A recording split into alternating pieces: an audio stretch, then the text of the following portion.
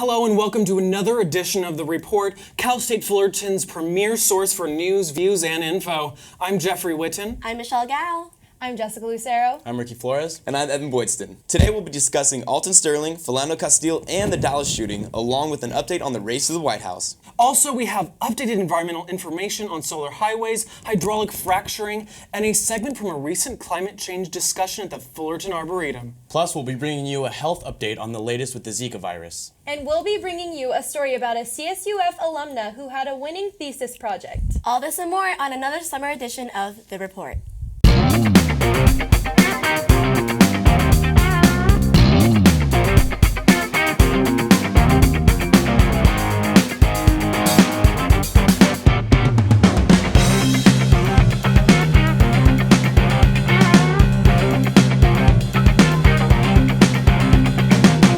Alton Sterling was shot dead in front of a Baton Rouge convenience store where he was selling CDs early July 5th.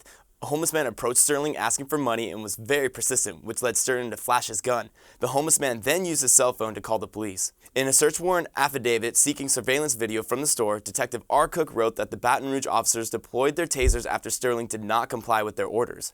The Louisiana police officer who fatally shot Sterling while pinned to the ground did so after seeing the man reach for a gun. A bystander who recorded the graphic video immediately posted it on social media, sparking outrage. The next day, Philando Castile was killed by police. The aftermath was recorded by Castile's girlfriend and broadcasted onto Facebook's live stream as she states, quote, "He let the officer know that he had a firearm and he was reaching for his wallet and the officer just shot him in his arm," end quote. Both of these incidents have sparked national outrage with multiple protests strewn across the nation. In Dallas, as a peaceful protest was underway, a heavily armed sniper gunned down police officers, leaving 5 of them dead. According to officials, he specifically set out to kill as many white officers as he could. He was a military veteran who had served in Afghanistan, and he kept an arsenal in his home that included bomb-making materials. The shooting was the kind of retaliatory violence that people have feared through the years of protests around the country against deaths in police custody, forcing yet another shift in debates over race and criminal justice that had already deeply divided the nation. How is it that the United States has become so polarized? I think this really stems from a long started, basically the effects of racism, because they're part of our history and they're still here. And I think what we really need to do about it is find institutions that really try to include 2 things. Diversity is really important, and also inclusion. That will help mitigate the problem of racism in this country. When we look at the issue and you ask why it's being so polarized, it's because the issue in itself isn't a polarized option. I feel like that's how the media shows it a lot, is that you're either with it or you're against it. And I feel like there's so many layers. First of all, violence is such a main part of a lot of what the media is showing as well. And it's a lot of part of the movement on both ends. So why is there so much violence going on, and how can we prevent that? Exactly. I think it has a lot to do with the way the media is showing it and with how people are tweeting about it, people are going on Facebook, and it's just growing and it's constantly building up. Like, there's so much negative effects of all of this happening, and it's just getting worse as it goes on. Well, I think that's really interesting how you bring up how it's you're either with it or against it, because if someone says all lives matter, then they're considered racist or against the Black Lives Matter. or against Black Lives Matter, and then if you're Black Lives Matter, then it's automatically you're part of that rhetoric. But it's really interesting because no matter what, this stems from when we brought Africans over, and we created that social hierarchy from the start. No matter what, even if we have equality, no matter what, there's always going to be that we have to learn, we have to understand that it's part of our history, and some people are constantly trying to keep it at that social hierarchy right now. But us as a responsible nation, we need to understand it's not right to treat people the way they are, because no one wants to be treated the way that Black people have been treated in the years prior to the civil rights. And even still now, there is still subtle racism. There are racist people. There's obviously those rogue people in any group, in any society. There's always going to be that. But I just think that the protests have been going about it in a very, very negative way, which obviously is going to show them in a very negative spotlight, no matter what. And that's what I'm afraid that kind of tainted this movement, which actually has a good origin. It has a good origin in mind. However, I think the way that they've gone about it is misguided and inciting violence against police officers in response to a shooting that shouldn't have happened.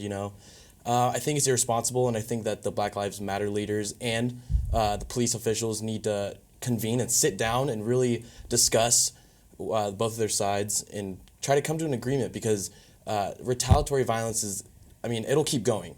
It will keep going. Yeah. It'll keep escalating. You really can't fight violence with more violence. They shouldn't be almost making them the enemy. The blue, our guys and girls in the blue. I think what it stems from is the social construct of black versus white. Black and white, it's in everything. And we basically have a spectrum from one side to the other, and it's more complex than that. And I think that social construct is part of many of the problems that we have as a country. And I think once we start getting away from just this black or white and realize there's a really deep spectrum of diversity, I think that will solve many problems. Right. I think a huge part of this issue too is that we are putting race into everything. Exactly. When there doesn't need to be. To get past racism, we should put it to the side, at least try to. So when people try to incite racism or try to incite racism as a reason, I feel like that's where we get lost, really. But we really need to think about it too. Our country in itself, even, especially where we are now, Orange County, Los Angeles, this area may seem like it's very diverse and very accepting of different ideas, but there's still racism everywhere we go. We all see it. I feel like it's safe to say that everyone is a little bit racist in them. And I know that's probably how society has raised us through media, through whatever. I know we're not born that way. We're not born to hate others just based off the color of the skin or their ethnicity. But it's safe to say that everyone's at least judgmental, with stereotypes and a little bit racist in them. I think part of it, we're a little, let's say, spoiled here in LA, Orange County area, because it's very diverse. There's many other parts of the country where it is just black and white people. So they are considered the other. Because basically in LA and Orange County, there is no other here. There's no minority. In fact, whites in many cases, in many societies, are the minority. Yeah, I think a lot of it has to do with, although a lot of the incidences that have happened in the past have been awful, of course, but I think we have to try and get past that, and if they have an issue with it, then they should approach it in a different way, rather than going and shooting white cops. There's plenty of other ways of doing it. I was going to say, why, race aside, let's look at all the issues that's been going on, the shootings, everything that's been going on. Why is it so violent?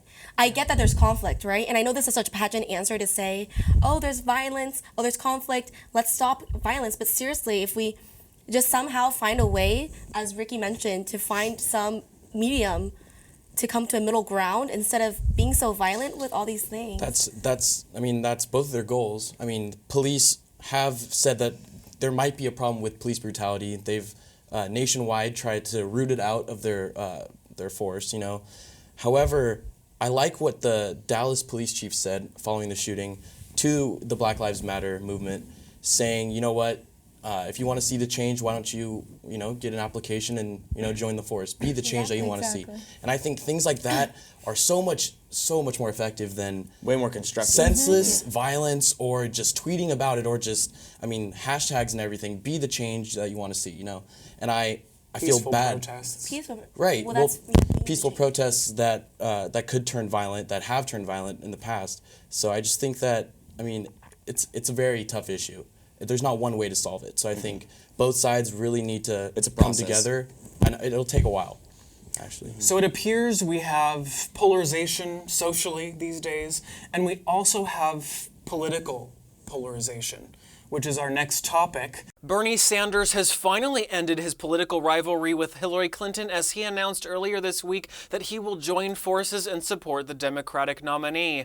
However, Senator Sanders has been met with significant criticism from his supporters and even Trump, who tweeted, quote, "Bernie Sanders endorsing crooked Hillary Clinton is like Occupy Wall Street endorsing Goldman Sachs," unquote. With Senator Sanders supporting Clinton, this effectively puts to rest the Democratic fear of the Vermont senator running as a third-party candidate.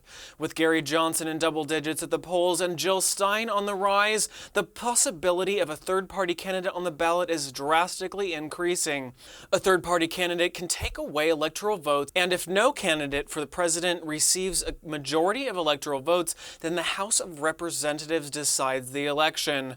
Therefore, the third-party candidate wouldn't need to win a majority outright so long as no other candidate does either. However, with a House majority of Republicans, a third party may just sway the vote. With some Sanders supporters feeling betrayed, along with a conservative Never Trump movement, will a third party be beneficial or disastrous for this election? I don't think that it could get more disastrous. So I think that a viable third-party candidate is huge. Now is the time. A new poll just came out today, actually. The unfavorable rates are sky high right now. 56% for Hillary, 63% for Trump. 25% of respondents said they're scared of either. 1/4 of the respondents said they're scared. So I think right now is a great time. He needs to capitalize, try to get in the debate. And I mean, we're looking at a guy, Gary Johnson. He's a libertarian candidate that is more than capable. 2-time governor of New Mexico, along with his running mate, Bill Weld, who's a 2-time governor as well. So, I mean, these are actual, real viable candidates, along with Jill Stein. So I think now is a great time. I'd like to see it, personally. Yeah, he's at 12% right now, right? The latest poll on him is that 12%, he just needs 15%, and then he'll be on that debate stage. And I know him and Jill Stein are both taking away votes from Hillary and Trump, but that's the only difficult part, because if Johnson, he's fiscally conservative and socially liberal, so if he takes away enough from the liberal side but not enough from the conservative side, then the more conservative House will most likely vote for Trump, though. So that's why that could be the disastrous part of having the third party. This election year has been so crazy with all these different candidates. I would love to see that happen as well. Also, Bernie Sanders, speaking of him, he's broke through a lot of ground this year through his campaign. Senator Sanders, actually, when he was talking about supporting and endorsing Hillary, he did mention that some of his supporters may be a little disappointed, but overall he did it because all these achievements and everything he's worked so hard for, he would not want it to see just for Trump to win. And I know a lot of the reforms that he's been working on, Hillary's taken into her platform as well.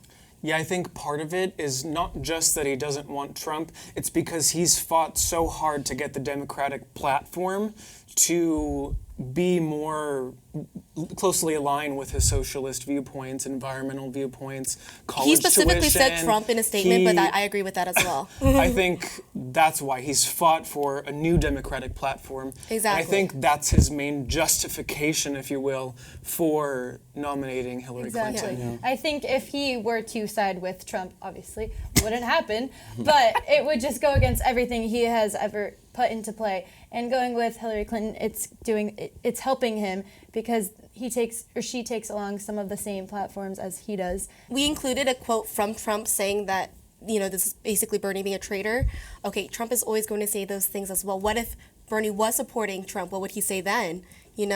And Probably find some way to control I know, exactly. exactly. Finally, you switch sides. I just think that a lot of Sanders supporters are feeling betrayed, especially because he is supporting Just a couple weeks ago. the candidate that is bought out by the corporations, quote unquote, from the super PAC. Right. So a lot of the people that thought he is They're all bought out, though. Come on. well, But Hillary is obviously- fully capable obviously, of serving as president as well. She has plenty of experience. But I think a lot of people that believed in Bernie for who he was as a person, as a politician, because he is a politician for the people, by the people. I think they're just really offended and just taken back that he did this. They almost can't believe that he 'Cause they were decided cited to for support But think him. about it. If Bernie's already out, all right, he's already out. He dropped out, and so if his supporters, and he realizes this too, if his supporters just stay out of it instead of forming an alliance with another presidential nominee, it's going to be nothing. So he would rather win with someone and have compromise versus let it all go to waste. It's That's understood. why I would really like to see Elizabeth Warren, Warren Clinton ticket, because she is basically the female version of Bernie Sanders political wise, and that would win over all, if not most, of the Bernie Sanders supporters with a Warren Clinton ticket. Yeah. But it's just interesting because, like, with the Never Trump movement there's a lot of conservatives that are not going to be supporting Trump at all. So there's a lot of extra campaign money out that money out there that they want to donate to someone. Ted Cruz himself isn't endorsing Trump, so. Well, he hasn't yet. He hasn't yet. Yeah, I mean, there's those people He for still has that sure, time to and then that's decide. where I think people like Gary Johnson might come in and sway a lot of it. So. I would love to see that happen. Right now's the time. Exactly. If any time in history, right now. This could be either way. How can we be defined by two parties though?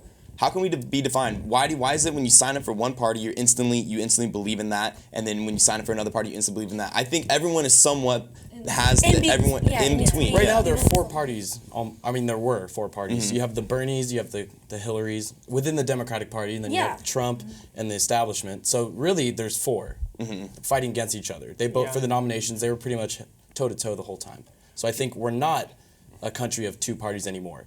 Technically, yes, but I feel like so many of us are socially conservative or socially liberal and Especially being in fiscally college conservative. and everything, yeah. So that's not really supported by a party anymore. But as it boils down, just like we saw when Bernie drops out, he sides with Hillary. That's still one party.